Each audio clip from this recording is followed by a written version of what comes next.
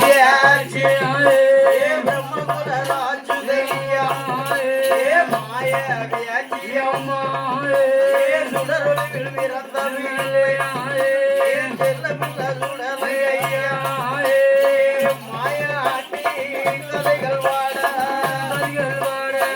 கலைகள் வாட மாய வேறே அருள் புரிவாய் மாயாட்டி கலைகள் வாட கலைகள் வாடே அங்க மாய வேறே அருள் புரிவாய் பொண்ணு வள்ளி கையிலே பகவானும் பார்வதியும் ஒழுகிருந்து வாரவாரே பகவானுக்கும் பார்வதியும் பணிவிடைகள் செய்வதற்காக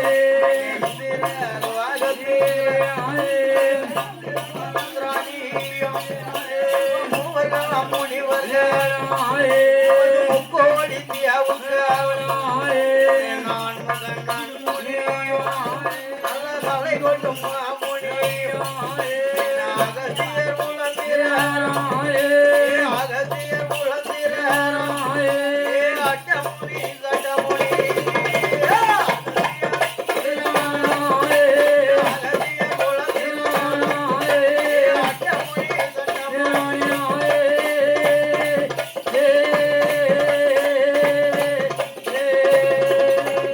ஒண்ணு வெள்ளி கையிலே பகவானோடு இருக்கும் ஈசனான சிவபெருமான் ஈரேழு 14 உலகங்களையும் ஈசன் படைத்தார். என்ன உலகம் எல்லாம்? இந்திரலோகம், சந்திரலோகம், வாயுலோகம், வர்ணலோகம், யமலோகம், பூலோகம் என்று சொல்லக்கூடிய 14 உலகங்களை படைத்தார். அப்படி பூலோகத்துல பூமா தேவியையும் படைத்து யானை முதல் எறும்பு வரைக்கும் 84 கோடி ஜீவன்களை படைத்தார்.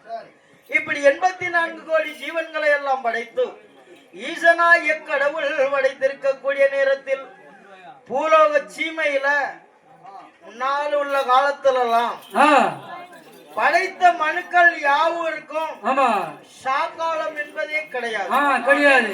எந்த உயிர்களுக்கும் சாவு என்பதே கிடையாது. அப்போ சாவு இல்லைன்னு ஒவ்வொரு உயிர்களும் சரி அப்படியே இருக்கும். குழந்தையா பிறந்து வளர்ந்து வாலிபம் ஆகி அப்படி காலம் முதிர்ந்த பிறகு அப்படி குழந்தை போலயே உருகிடுவாங்க. அப்படியே உருகி ஒவ்வொரு தாத்தா பாட்டி பூட்டையும் ஓட்டி அவ்வளவு பேரு இருக்காங்க. அவங்கள எல்லாம் எங்க வச்சிருக்காங்க? முன்னால உள்ள வீட்டுகள் எல்லாம் ஒரு மாடாங்குழி கட்டி வச்சிருப்பாங்க. சரி, அந்த மாடாங்குழியில மேல பூரா முதல் ஓட்டி அதுக்கு அடுத்தால பூட்டம் பூட்டி அதுக்கு அடுத்தால தாத்தா பாட்டி அதுக்கு அடுத்தால அம்மா அப்பா அதுக்கு அடுத்தால பிள்ளைகள். இப்படி வரிசையா மேல இருந்து கீழே வரைக்கும் எல்லாத்தையும் தூக்கி வச்சிருப்பாங்க. உயிர் இருக்கும், கண்ணு வெட்டு முடிச்சிட்டு இருக்கும். ஆனா கண்ணு தெரியாது, கண்ணு தெரியாம இருக்கும். அப்படி இருக்க நேரத்துல உமாதேவி ஆண்டவன் கடவுளை நினைத்து முறையிடுகிறான். சரி, எப்படி முறையிடுதான்னா, பகவானே பரம்பொருளே, இந்த பூலோக சீமையில ஒரே உயிர் சுமை எல்லா உயிர்களும் எனக்கு பாரமா இருந்துட்டு இருக்கு. இன்னொன்னு பாரமா இருந்து அழைதாத காலையா பாரமா இருக்கிறது. அப்படி ஆகாத பார சுமையா இருக்க உயிரை பூரா நீங்க அழிக்கணுமே அப்படின்னு சொன்ன உடனே சரி, அப்போ ஆண்டவன் சிவபெருமான் ஒரு யோசனை செய்தார். சரி, வள்ளுவர் பெருந்தகை அழைக்கிறார். வள்ளுவர்னா யாரு? பரவசை அடிக்கக்கூடிய ஆளு. அந்த வள்ளுவர் அழைச்சி வள்ளுவரே பூலோகத்துல சென்று சரி அங்க போய் நீ பரவசை அடிக்கணும். எப்படி அடிக்கணும் தெரியுமா? அதாவது பூவி இருக்க, காய் இருக்க, கனி இருக்க, சரி முற்றின பழங்கள் எல்லாம் உதிரன்னு அடிக்கணும். பூ இருக்க, பிஞ்சு இருக்க, காய் இருக்க, கனி இருக்க, முற்றின பழங்கள் எல்லாம் உதிரன்னு நீ போய் பரவசை அடிக்கணும். அப்படின்னு அப்படி பரவோசை அடிக்கணும்னு சொன்ன உடனே அப்படி பரவோசை அடிக்கிறதுக்கு வள்ளுவர் வாராரு. எப்படி அடிக்கிறாரு? பூ இருக்க, காய் இருக்க, கனி இருக்க, பழங்கள்லாம் உதிர உதிர உதிரன்னு அடிச்சுட்டு வராரு. பாத்தியா? அப்ப இத மாய கண்ணன் பார்த்தார். ஆகா, இன்னைக்கு இந்த வள்ளுவர் வந்து இப்படி பரவோசை அடிச்சுட்டு போயிட்டாருன்னா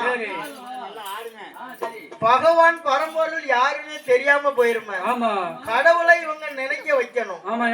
அப்படி சொல்லி இந்த வள்ளுவர் பரவோசை அடிக்கார அவரை ஒரு 5-6 சின்ன பையன் போல வடிவத்தை கொண்டு கல்லு சல்லிக்கல் இருக்கு, 1.5 இன்ச்சு சல்லி, அந்த சல்லிக்கல்ல தூக்கி அந்த வள்ளுவர் மேல எரிதார். அந்த சின்ன பையங்க எரிஞ்ச உடனே இந்த வள்ளுவருக்கு கோபம் வந்து என்ன சொல்லுதாரு? இந்த சின்ன பிள்ளை எல்லாம் நம்மள இடைஞ்சல் பண்ணுது, உயிரோட இருந்தான்னா அப்படின்னு சொல்லி அடிக்கக்கூடிய பரவசைய மாத்தி அடிக்கிறார். எப்படி அடிக்கிறார் தெரியுமா? பூவி, அதாவது பூவி இருக்க, காய் இருக்க, கனி இருக்க, பழங்கள் எல்லாம் உதிர உதிரன்னு அடிச்சவர் அப்படியே அந்த பொருளை மாத்தி சொல்றாரு. எப்படி சொல்றாரு தெரியுமா? பூ உதிர, காய் உதிர, கனி உதிர, பழங்கள் எல்லாம் உதிர உதிர உதிர உதிர அப்படியே உதிரன்னு பரவசம் அடிச்சு பரவசம் அடிச்ச உடனே அன்றையில இருந்து என்ன நடக்கிறது? அப்படியே வயிற்றுக்குள்ள 3 மாசம் கர்ப்பமா இருக்கிறான். நேரம் ஆஸ்பத்திரிக்கு போறான். டாக்டர் நல்லா உன் பிள்ளை ஆமா நல்லா வளர்ந்துகிட்டு இருக்கு அப்படிங்க. அங்க இருந்து ஆட்டோல வீட்டுக்கு வாரா. பிள்ளை எப்படி